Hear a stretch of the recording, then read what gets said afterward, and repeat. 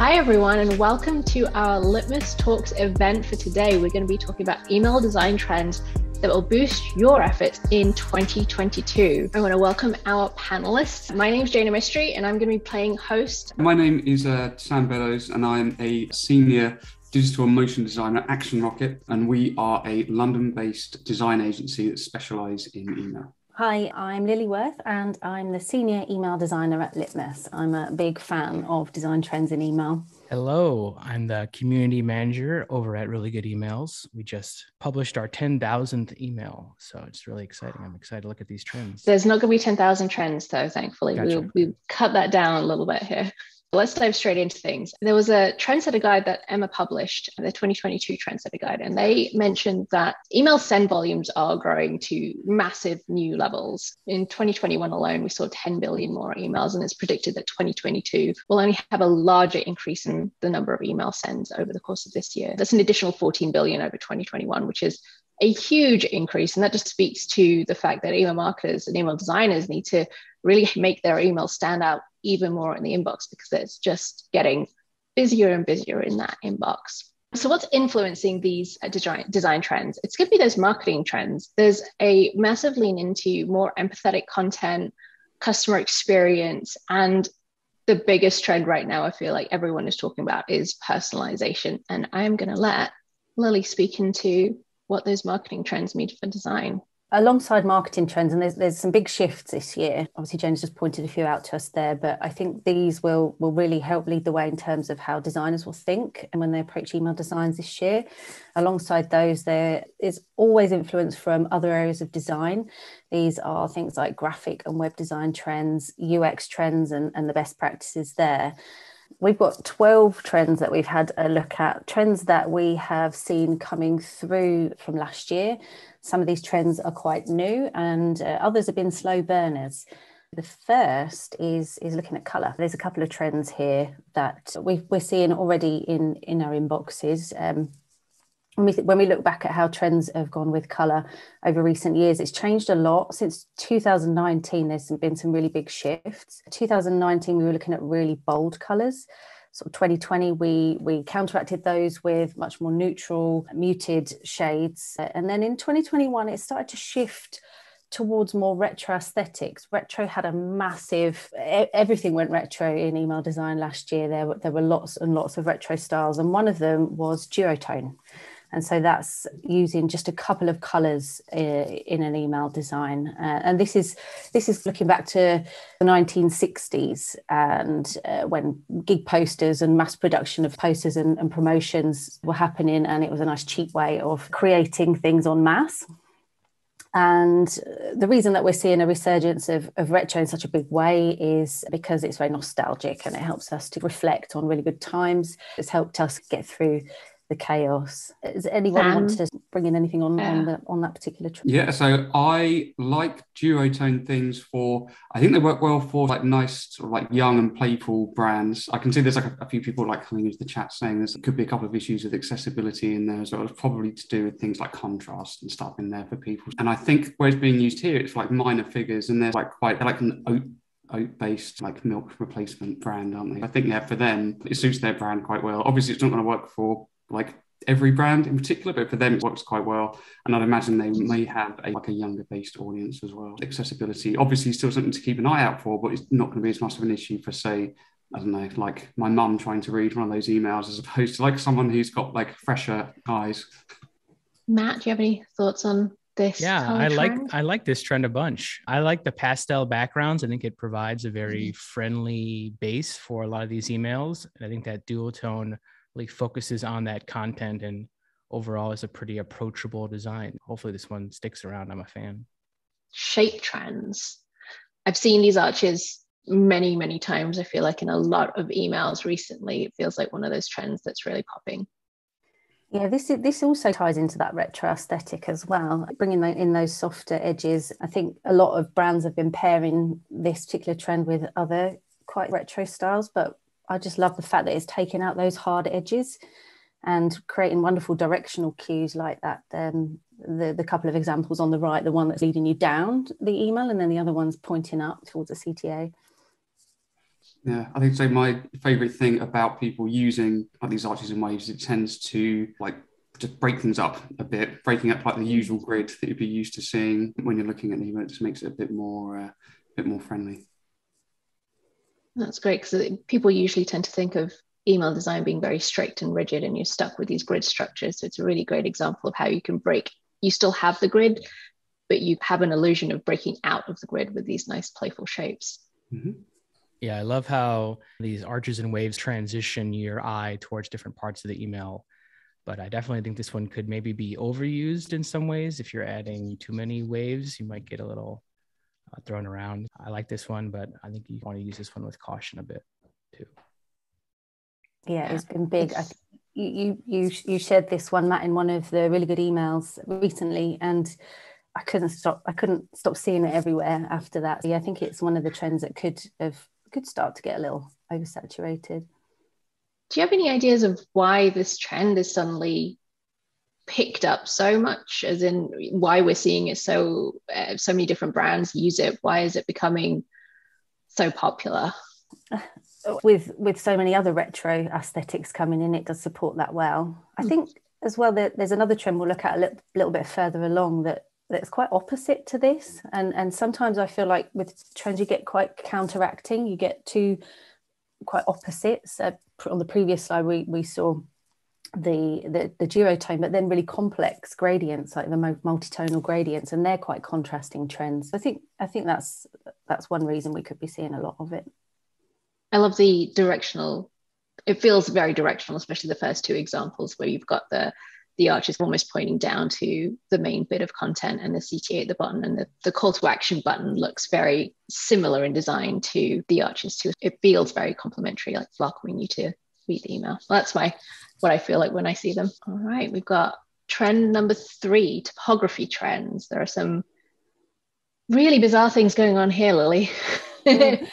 Yeah, I thought I'd throw a few in here just to show what's been going on. Bold typography has been really popular for a few years now.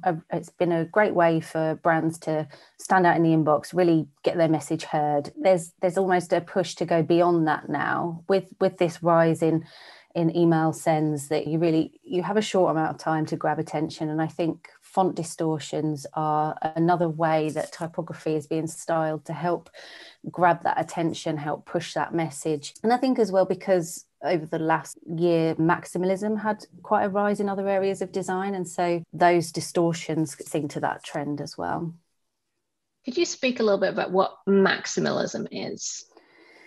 So it's going all out. It's a very attention grabbing trend. It's really intense colors, it's distortions, it's shouting, it's the opposite to minimalism, really. Minimalism, we're stripping everything back, we're simplifying. Maximalism, we're throwing everything at it. And I think it's one that I didn't feel would really make it into email, but I'm definitely seeing ways that designers are finding maybe more subtle ways to bring it in that can just draw the eye. Yeah, I'm also a big fan of trying to do sort of like really creative styles and things with fonts in the campaigns that we put together to send out. But we're always quite careful to make sure that if there is something that is like a font we've added a style to, so the font is then in an image, we make sure that whatever that is, it's not like a primary focus of that email. So say if it's to be that 20% of everything, we'd try and make sure that was in there as like web text to make sure it's nice and accessible. And then we would have like where it's got the repeat in it in that like roundel above.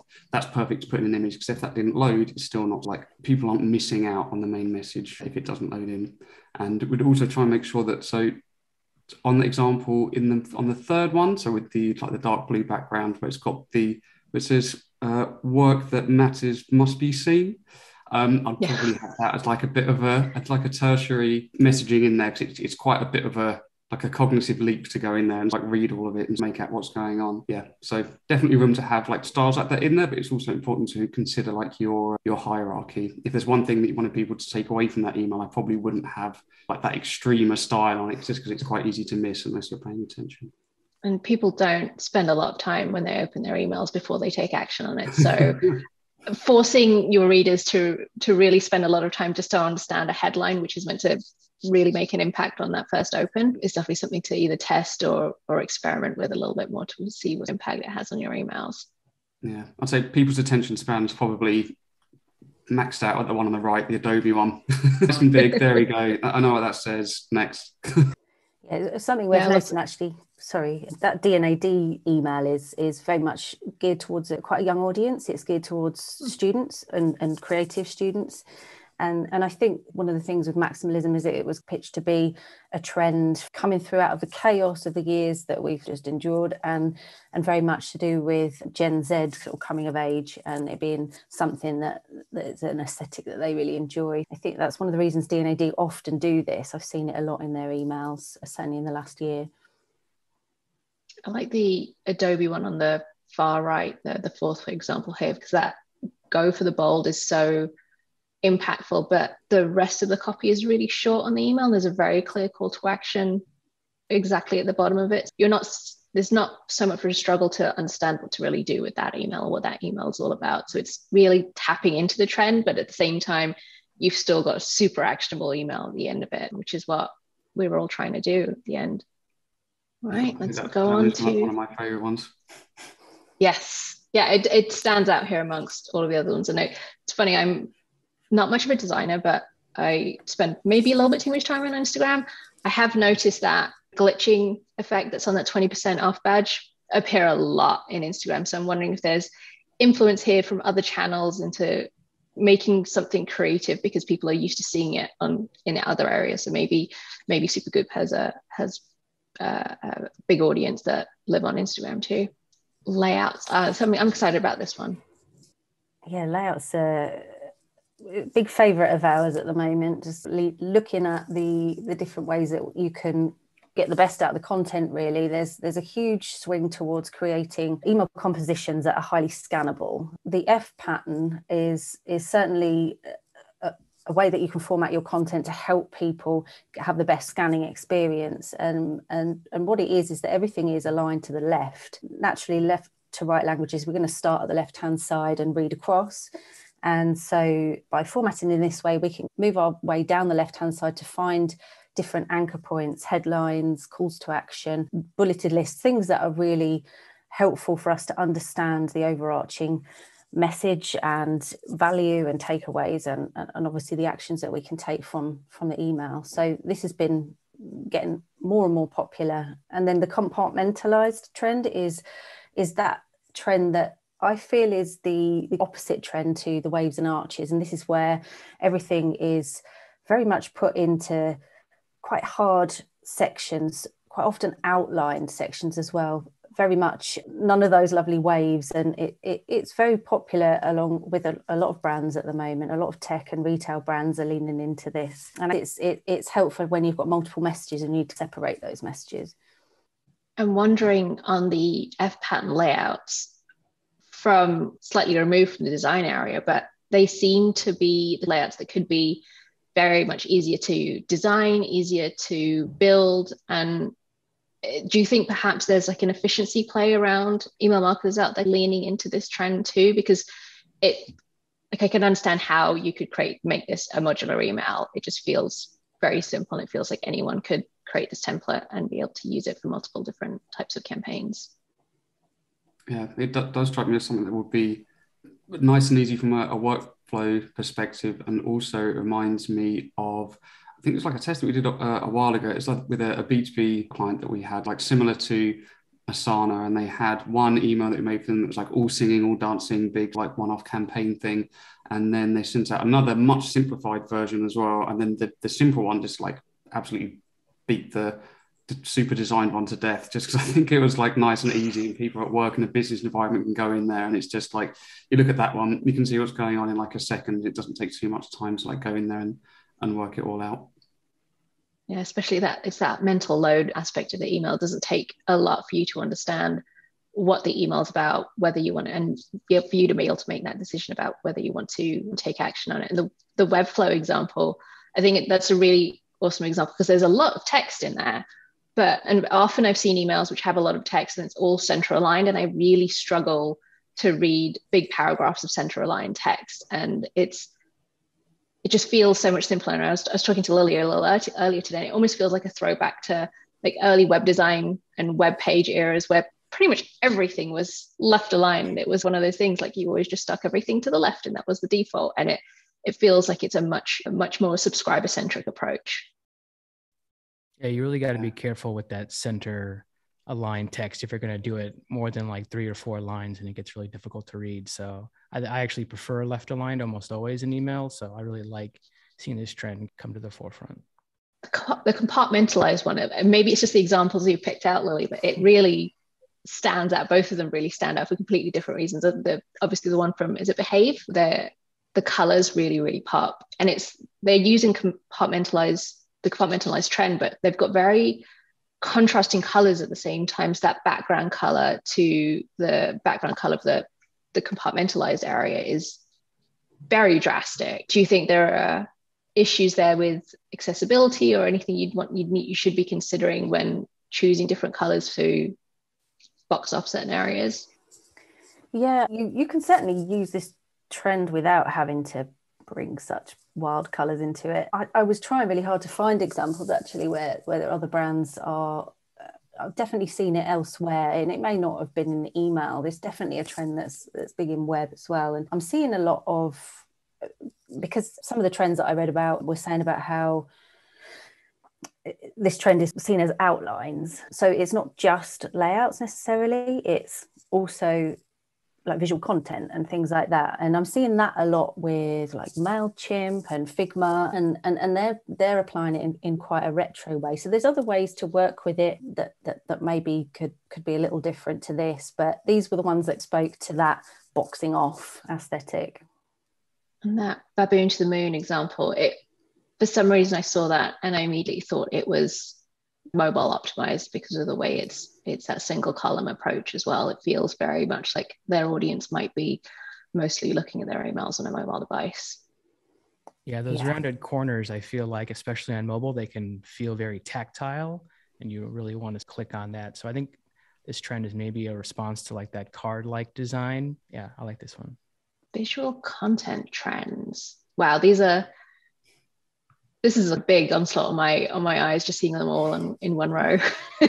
Yeah, we've got a few examples there of brands leaning into mixed media for their visual content, and there's a number of reasons I think that this has gained traction over the last couple of years. The thing with photography at the moment, it's quite hard for brands to maybe do big photo shoots and get very bespoke photography for their brand, just because of the pandemic, and it's caused a few sort of challenges there.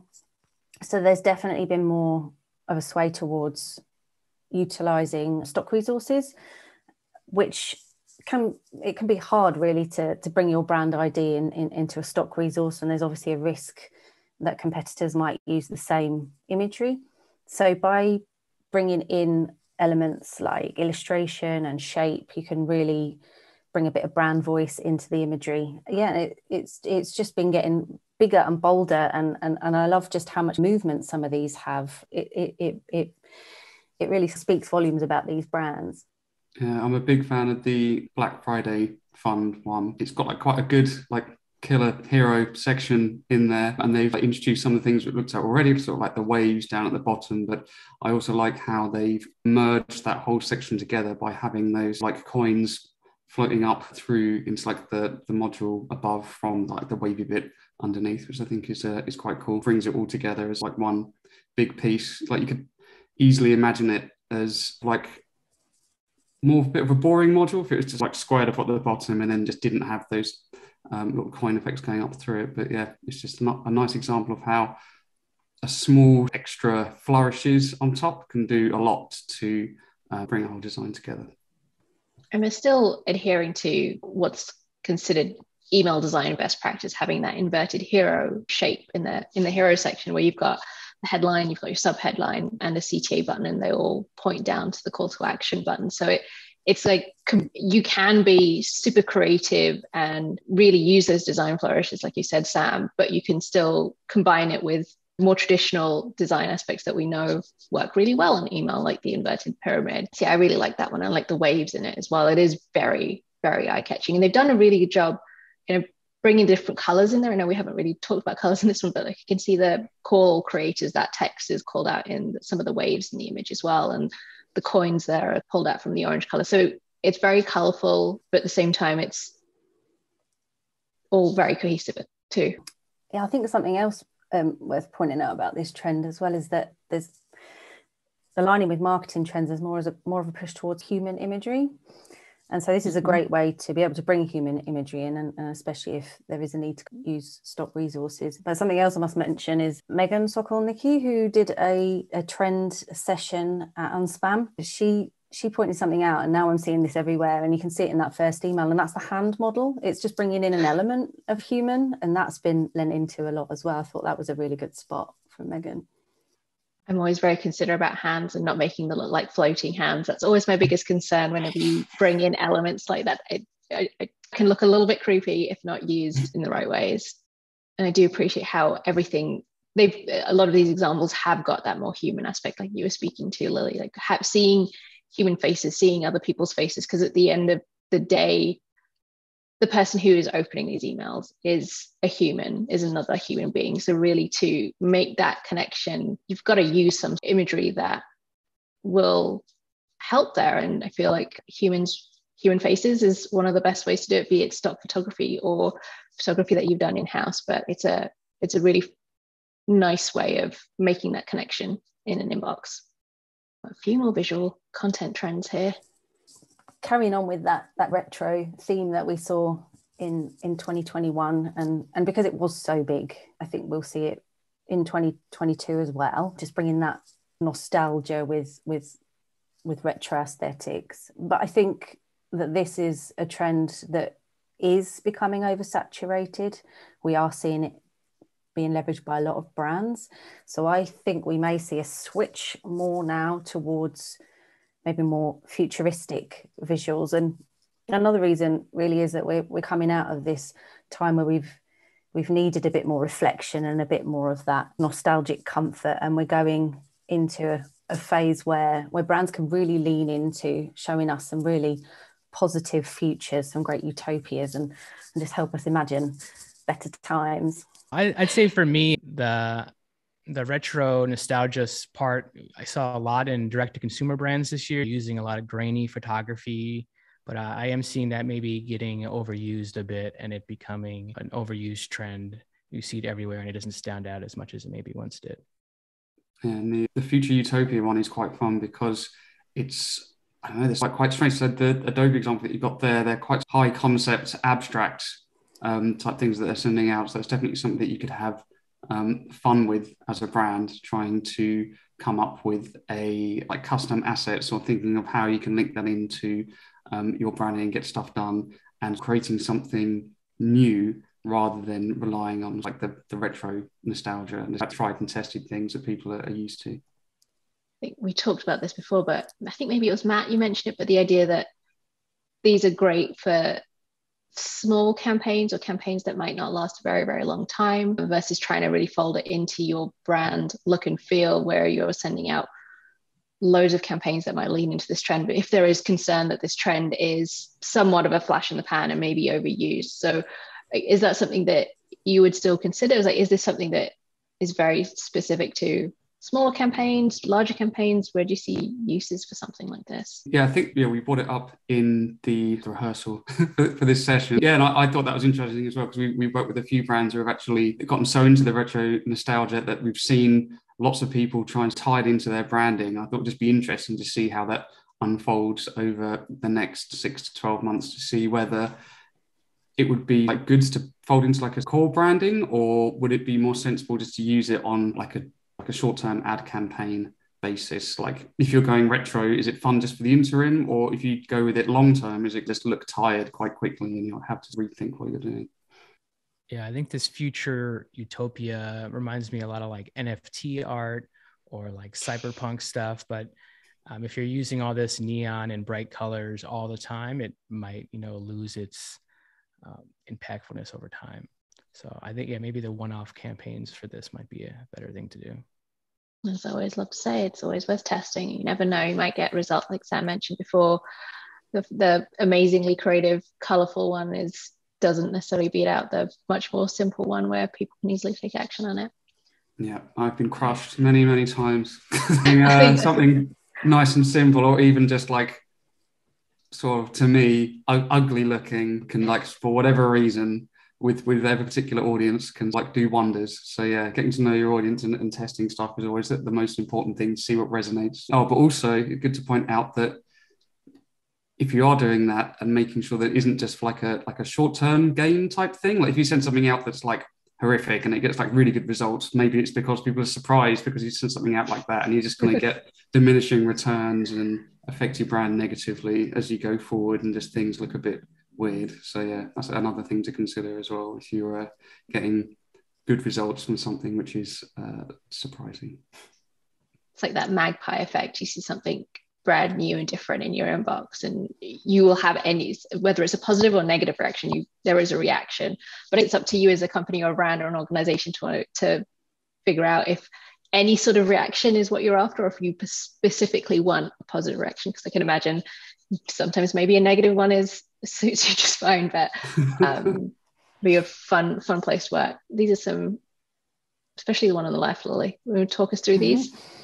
So immersive experiences. So this is about the overall experience of the email. And as we've gone through this pandemic, brands have had to really switch to creating really great digital experiences, and that's flowed through into email as well. So things like scroll experiences, and this is quite an extreme example of a scroll experience. It's a very long email.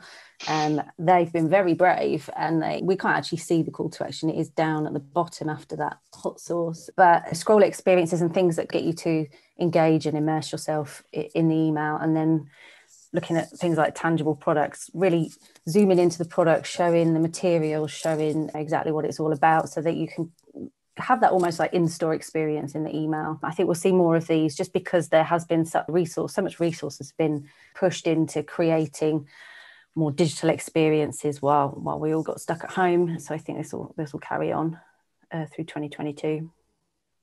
What I love about that Zesty example, the scrolling one, is it's very bespoke to email. So I think there's now becoming more of an understanding that before, when I first started out in email marketing, we'd often use the same digital assets and image assets from email to social to web. But I think we're now understanding that each channel is interacted and engaged with in a very, very specific way, and to actually make bespoke experiences for email is becoming more and more important. So this is like, you can't imagine this on a Twitter post or a LinkedIn post or somewhere else on social. It's very, very specifically for email. And I love that brands are really trying to tap into what is going to be the most fun experience for someone to have in their inbox. Yeah, I like we've done a few different scrolling style emails, like a couple of clients, and they always tend to do like quite well because they're unusual, like very, very effective with a strong creative. So in this example, it's perfect. It's very simple to interact with. It says scroll down at the top, you scroll all the way down through to the bottom, and it's quite engaging in that it's simple, it's quite bold, it's also quite playful as well. And also importantly, for brands that like playing with this and sending it out, it's going to be just like a one-off, isn't it? It's not like you're asking people to do this all the time. You may do it like, I don't know, like once every few years or so, because yeah, one you have to have like the reason to do it. It's like a nice strong creative, and two, yeah, you just don't want to wear people out if you're to send them like a lot. It's clearly just something which is like a fun thing to try if you've got the right reason to be using it. Yeah, I was going to ask that. I was going to ask whether there was a specific, whether you would do this every single time with every single email, because I can imagine it'll get pretty bored and tiring for anyone who's seeing every single email that you send and having to scroll down massive amounts to even get to the point of it. And do you think there's like a increased lift of effort in executing a design like this, or do you think it depends on what the goal of the campaign is, what you're expecting? And off the back of that, I'm also wondering how do you measure success for a campaign like this too? That's what I was asking as well. So the people that we've done it for. So two that we've done include ones for like the BBC, and they were actually both on a very similar theme. One was for Blue Planet 2, and the other one was for a series called Vigil, and both are based like underwater. So you go into the email and you sort of scroll down, down and down, like down to the bottom. And as they go, they would then discover more about the program. So in the Blue Planet one, it'd have bits about the wildlife that you discover as you're going down. There'd be like a little depth gauge telling you how far you're going. And in the visual one, as you go down, you discover all of these. So the series was about a drama on a submarine. As you scroll down, you see all these like Polaroids of people that are in there. So yeah, and they were both very effective for them. And I think they not just like measurable KPI stuff, but they also measure buzz off the back of it. I think they get more excited about that than they do about the actual clicks and things coming off the back of it. Is what they just get more people talking about it and sharing it and reposting it in ways that aren't necessarily measurable. So yeah, sorry, marketers, I know that's not it's not something you want to hear. That you can't measure particularly easily, but yeah, you'd be surprised how you can like tell how happy happy the different clients have been just because the buzz that they get immediately of people working with it and people emailing in and sharing on social media and stuff like that. So that's really long. That really goes but that really goes back to what we were saying before about the fact that it's all about customer subscriber experiences and connecting with the other person who's on there. And sometimes click data or KPIs or conversions, they don't speak as well as when someone shares it, and counting how many people share your email or how many replies you get to them. I feel like that's a metric that marketers are trying to tap into a little bit more now, because they're understanding the value of building that relationship with experiences that really, really help that. Yeah, definitely. Curious with this tangible products, if there is a trend of moving away from that more lifestyle imagery. I know we see like a little bit here in the Google example, but wonder if people now just want to see the product and not see it on someone, or maybe it's difficult to actually get a photo taken like that. So I definitely see a lot more just standalone products featured in email, giving it to you right away rather than making you go to a landing page to see what it actually looks like. Yeah. And I think especially, sorry, Lily, you want to go ahead? Oh, sorry. There was a beautiful one that I think it was Reebok. It was one of the sports brands anyway. They sent out and they went like really macro on it. And they went and got into all of the detail of the materials that the footwear was made of, and you got a real sense of that product because they had taken you right into it. And I thought it was a really great use of promotional email. I think it speaks to the fact that over the past 2 years we've been in this pandemic. You haven't necessarily been able to go out to the shop to touch the product, to pick up the product, to feel the product, and so there really is a need for us to be able to show products a whole lot more clearer in email, so people, when they receive them, they don't feel like they've been surprised by seeing a product shot that probably looks more stylized versus something more realistic. Especially like this Google example, I feel like I've got a really good idea of what the product looks like. Fair enough, I don't understand the scales. That might be something that you'd need to consider if you go into this tangible product photography thing. But I think it speaks to the fact that e-commerce is booming, but people can't necessarily go out to shops, so there's reasons for them not to go out to shops, rather buy more stuff from websites, and showing realistic product shots is getting more and more important. More immersive experiences.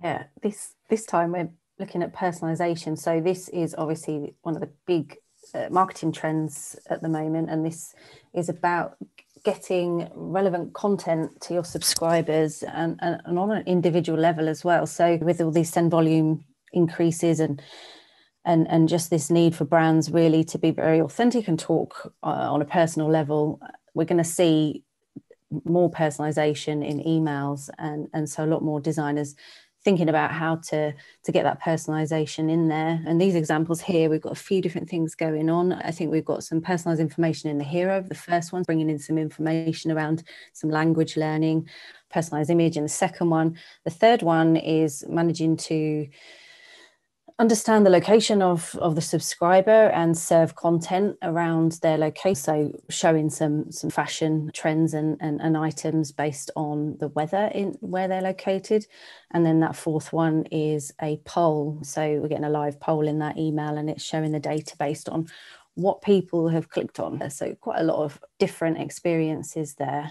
Favorite personalization that's come along in like the last few years has been that really like granular stuff that people send out. So things like the Spotify Wrapped campaign that they send out. I know I don't know if it was email to begin with, and now you go into the app and like go all through it like Instagram story thing. But sometimes you'll get emails from brands. I think we've got one from PlayStation as well, and they go into like, a huge amount of detail about like what things you've been playing and how long you've been playing it for, which is quite alarming.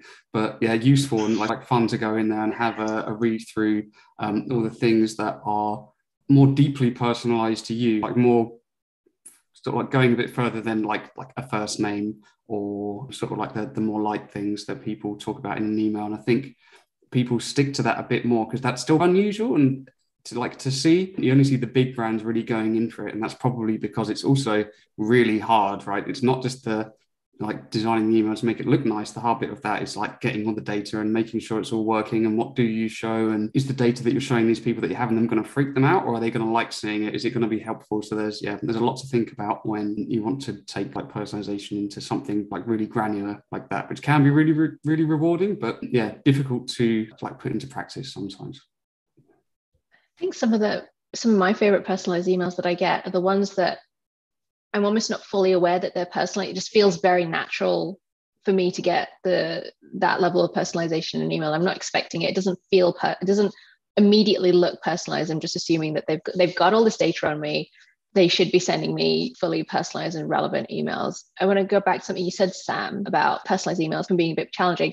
Are there any tips you would give email designers when they're maybe approached with creating a personalized emails? Is there anything you would suggest they do or try or test when it comes to doing something that's quite personalized? I'll let you speak to the design part, Sam, but I know for me, having a lot of fallbacks is important when you're putting a design like that together. Like, expect that you're going to be missing some data, or that someone might not have interacted with your product at all that year. So have some sort of fallback. So if you see like a 0, that they don't see that experience, because that could be kind of negative for them, that, hey, you didn't work out at all this year. So provide a fallback that still makes them feel good when they open that email.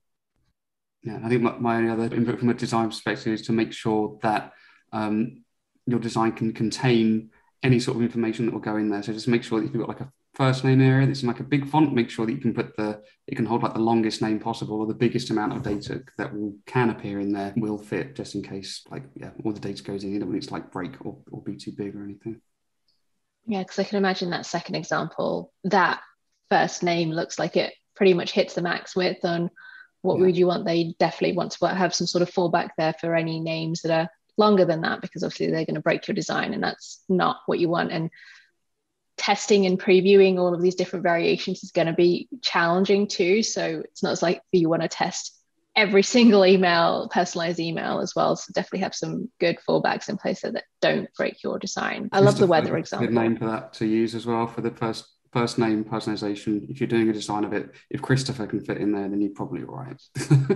Oh, that's a good one. Never thought of that. A lot of folks in the chat keen to see B2B examples of personalization in use, and certainly did try and track some down. It's very, very popular in B2C at the moment. I think we will see it in B2B. It's just going to take a little longer to get off the ground. Yeah, and I think with B2B, I think there's still an understanding that you're still marketing to other human beings with that. And I think B2B organizations have a lot to learn from B2C. There's a lot of things that we can take from some of these examples, because like the voting one could be a great way to find out if there's maybe, like for us at Litmus, I could see us doing some sort of poll. I'm just trying to think, Lily, in Litmus Weekly, we could include some sort of poll to find out if, I know people want to find out more about one type of resource or another type of resource, and understanding if that live polling is something that will help us increase engagement. And we're very much more of a cross between B2B and B2C. Mm-hmm. Matt, I think I rudely interrupted you. No, I was thinking though, like, as you were saying, personalization when done best almost feels invisible. Like in some ways, segmentation is a level of personalization. So I wonder for B2B, there's a lot of segmentation on the back end that you might not see. And while B2C is a lot more upfront with telling you exactly how their personalization, personalizing your experience for you, B2B might just do that more in the background. So it's a little harder to see. Absolutely. So one question for each of you: which trends do you think you'll lead into this year? Or are there any trends that you will avoid, and why? Lily, I'll start with you. Well, I know that we're gonna be looking at some layout stuff. So, we'll see if we can get our emails really well formatted, extra scannable, and see if we can get that F pattern working well for us. Yeah, mixed media, definitely. I think that works really well for litmus imagery, especially when we need to bring that human element in. I think, although I love retro aesthetics, I am not sure how much I'll be leveraging those this year. How about you? I would probably go for arches and waves if I was like going for one in there. I just like how it adds in like a nice organic feel to the thing that you're reading. It tends to break the grid. Things don't look quite as boxy and emaily as people are sort of used to seeing in the inbox, and also can help just things like flow. And as we discussed, like it helps guide the eye. And yeah, I think it just makes things look a bit different, a bit more thought into a design. For me, I was surprised we didn't see as many dark modes examples this year. So I'm curious about, with those pastels, with that duotone, that really being the trend of using those to have that Y2K 90s vibe, and versus the more like dark, glowy aesthetic. It's almost like a more recent retro vibe versus a very, very 70s, 80s era retro vibe. Like it. How are you going to leverage some of these trends? So a few tips we wanted to share. Consider which trends are likely to elevate your brand personality. Think about what really resonates with your audience and which resonates with different audiences as well. I think we spoke about a few trends. I think the typography trend, where we're seeing kind of type getting folded over different areas, might appeal more to a younger audience versus older audiences who might have a little bit of a hard time reading some of those what's the word? Wavy typography, and identify which communications might be best suited to applying these trends to. Obviously, not every single one of your emails is going to be an immersive experience, or not every single one of these emails is going to have all the different waves and everything attached to them. So think about which email campaigns you want to use these trends with, and test all these things. Any trend that you've identified that you want to try, I would suggest testing it against you would consider a control, and what your normal design is, and then see what works for you. I'm going to take a look at our Q&A box and see what we have here. First one we have is from Angie Redmond. They asked, how did everyone around to it? But I'm curious to know what trends might be around dark mode specifically. All right, Matt, I think that speaks exactly to what you just said about dark mode trends. So what do you think? I think it's still a priority for brands to optimize for dark mode. I think maybe brands are still struggling with that and how to get the right assets for their brands. But I think that younger audience maybe does appreciate a more brightly colored aesthetic. It catches your eye when you're scrolling through the feed. So I think we'll see the balance between those two. I don't know. Yeah, I agree. I think designing for contrast modes I would hope it will get bigger in 2022. There's huge benefits to it. It's great for accessibility. It helps you to reach a wider audience. So having that, lighter email in the light mode and darker email in dark mode there's good reason to make that trendy.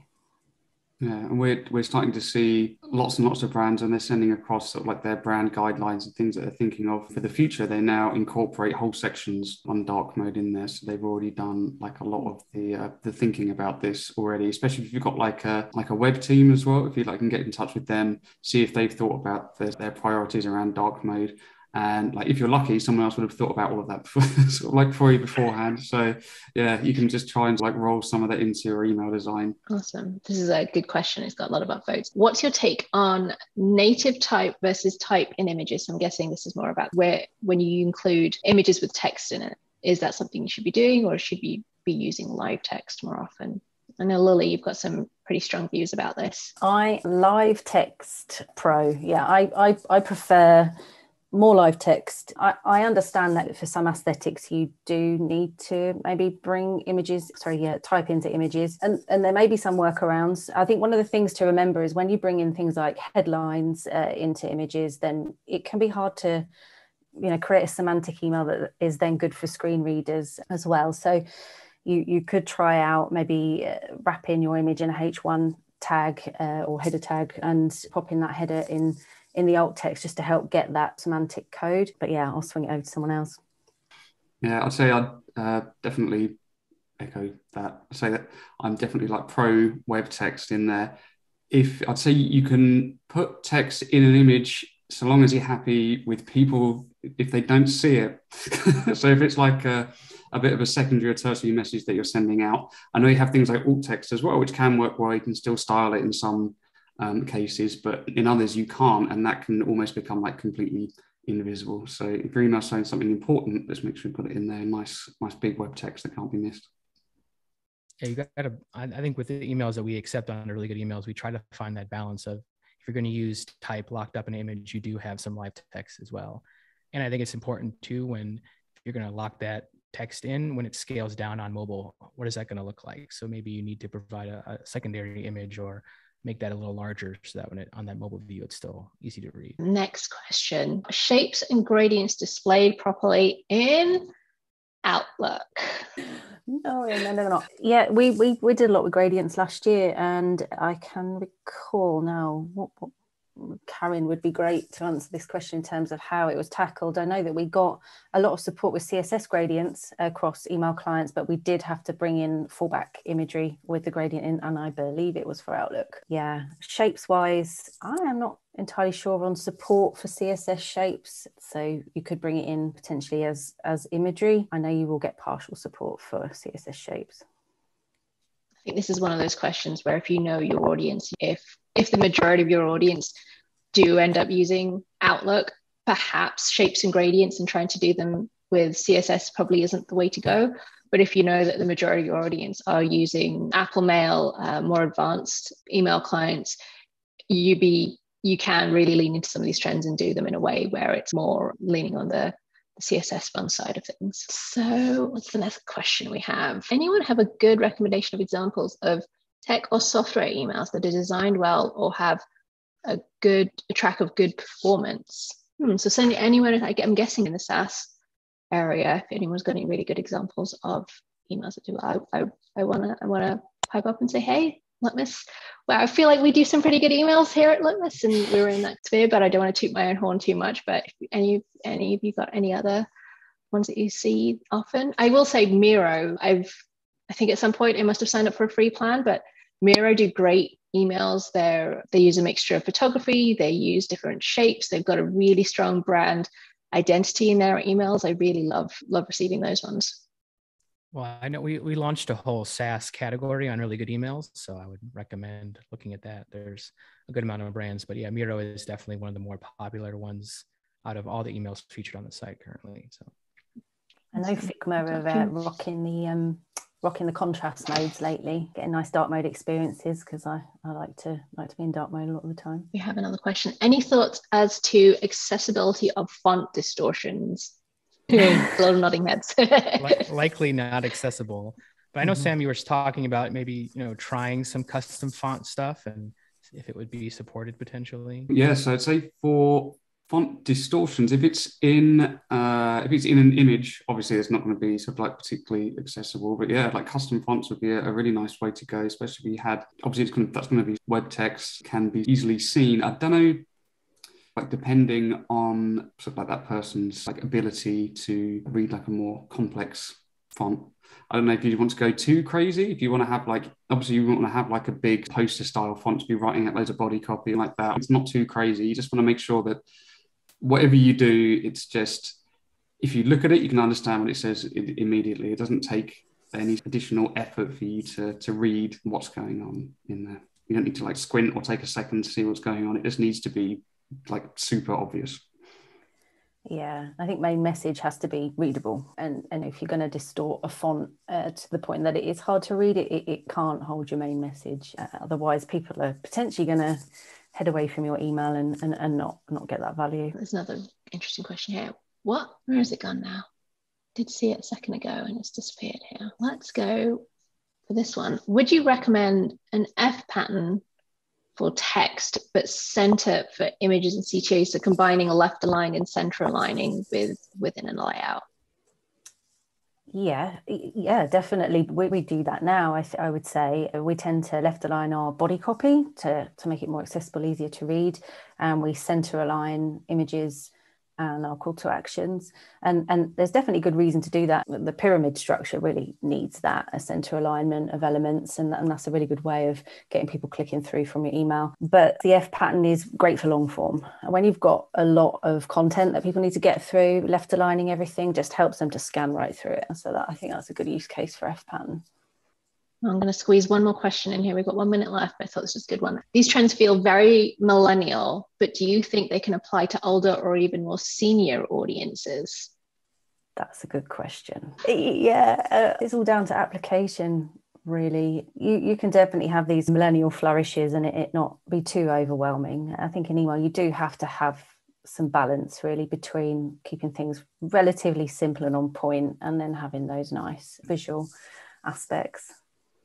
I think the compartmentalization one is a good one for older audiences as well, because it sort of like has a clear cut-off point between each section, and it's like very sort of scannable, so people looking on there, they can see exactly what's going on.